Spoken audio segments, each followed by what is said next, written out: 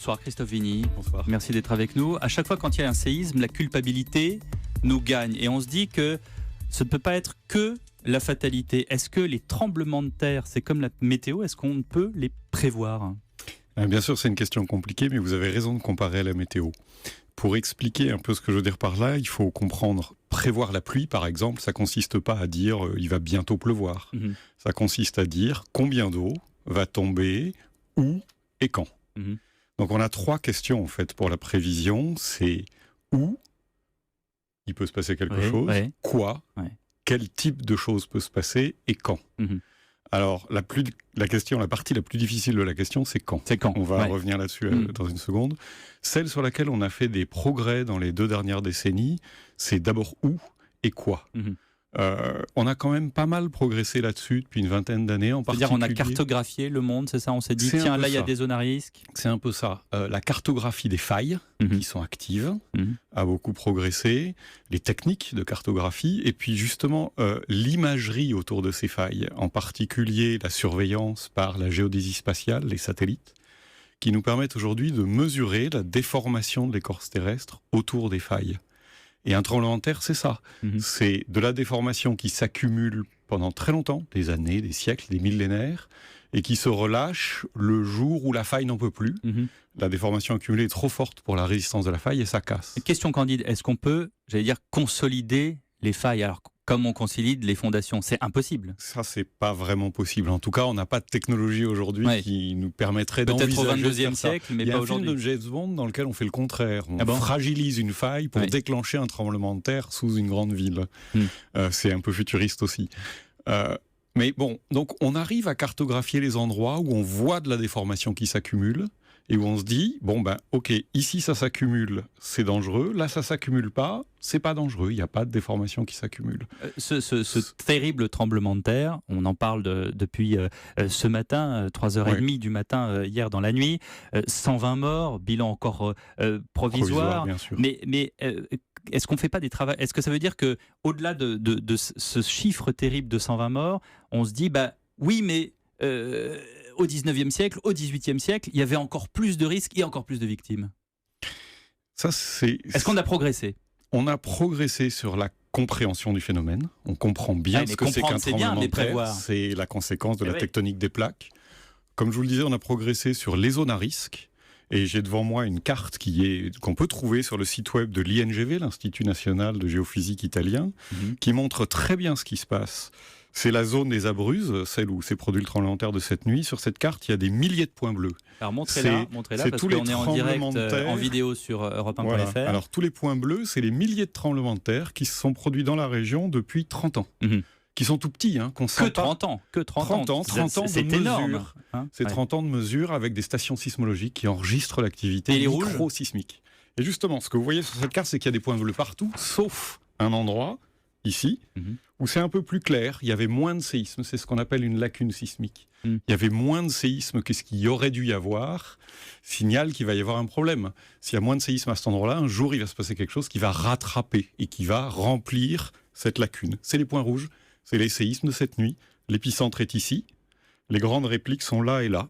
Donc vous voyez que la faille qui a rompu occupe la zone qui était silencieuse depuis 30 ans. Christophe Vigny, tout ça c'est le constat et c'est votre travail aussi de chercheur d'analyser, de comprendre. Mais aujourd'hui, comment est-ce qu'on fait pour agir ? Je parlais de consolider les failles, vous me dites c'est pas possible. Mais évidemment, consolider un bâtiment ancien, comme c'est le cas dans ces petits villages du Latium, c'est compliqué. Mais aujourd'hui, une construction moderne qui va abriter une école, qui va abriter une habitation dans laquelle grandissent des enfants, est-ce qu'on peut faire quelque chose ? Est-ce qu'il y a des habitations où c'est consolidé et c'est, j'allais dire, indestructible ? Oui, bien sûr. Comme toujours, c'est un problème économique. C'est-à-dire que si vous voulez construire solide, ça coûte plus cher que si vous construisez pas solide. Donc la question est compliquée. La question, c'est quel est le risque qu'il se produise un tremblement de terre qui détruise l'école plutôt qu'autre chose. Mais on le fait, ça, ces constructions ? Alors, quand on évalue que le risque est très important et que ça vaut le coup d'investir plus d'argent pour se protéger contre ce risque-là, alors on sait le faire. Mais c'est quoi le ratio des pays ou des zones où on se dit, tiens, on va le faire ? Alors là, c'est une question très compliquée. C'est un choix qui dépend, c'est un choix politique au sens noble du terme, de décider d'investir de l'argent du pays dans ce risque-là plutôt que dans un autre. Et c'est évidemment lié à des problèmes très compliqués. On a encore sur le site web de l'INGV, il y a une carte de risque sismique, c'est-à-dire la probabilité qu'un tremblement de terre d'une certaine taille, qui produise des dégâts d'une certaine ampleur, se produise d'ici 50 ans dans une région d'Italie. Cette région-là était peinte en rouge vif, ça veut dire qu'elle était connue comme étant dangereuse. On savait que c'était risqué. Simplement, la probabilité est petite. On sait que c'est risqué, mais c'est quand même pas grand. La probabilité, c'est une chance. Il y a le risque et la probabilité. C'est une chance sur 10 dans les 50 ans qui viennent. C'est ça le chiffre qui est sur cette carte. Christophe Vigny, il y a des pays comme le Japon qui connaissent des tremblements de terre, j'allais dire tout le temps, mais en tout cas très souvent. Comment est-ce qu'on fait pour vivre avec et qu'est-ce qu'on fait en amont pour les prévenir, ou en tout cas pour maximiser ou minimiser les risques? Alors je vais élargir un petit peu. Moi je connais au moins 3 régions du monde où il y a des tremblements de terre tout le temps. Le Japon que vous avez cité, la Californie bien sûr, et puis le Chili. En Amérique du Sud. Alors comment on fait là-bas? Les ingénieurs ont 3 réponses assez différentes. Les Japonais construisent léger, les Chiliens construisent lourd, et les Américains font un petit peu des deux. Et qui a raison? Qui a raison? En fait, tout marche. C'est une question d'adapter son mode de vie aussi. Si vous construisez léger, ça va casser. Mais en cassant, ça ne va pas tuer grand monde. Donc la question, c'est qu'il faudra reconstruire, mais les gens sont vivants. Si vous construisez des choses lourdes, mais pas assez solides, là, quand elles tombent, elles écrasent les gens. C'est ça, ces images terribles de gravats qu'on voit.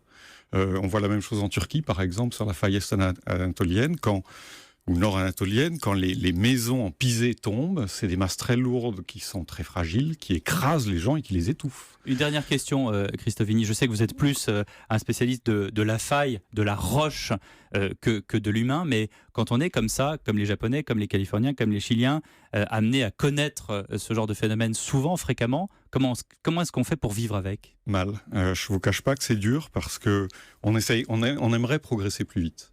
On aimerait avoir des réponses et par exemple pouvoir dire avec une fenêtre de temps plus courte, il va se passer quelque chose, non pas avec une chance sur 10 dans les 50 ans. On ne s'y habitue pas. Mais on ne s'y habitue pas vraiment. Et puis après, il y a le séisme, mais derrière, il y a les répliques. Et ça, c'est très éprouvant pour les gens. Les gens, maintenant, ils ont perdu leur maison, ils vont dormir dehors, ça va durer des semaines. Et partout où on va, après des grands tremblements de terre comme ça, on croise des populations éprouvées, des gens qui fondent en larmes pour un oui, pour un non.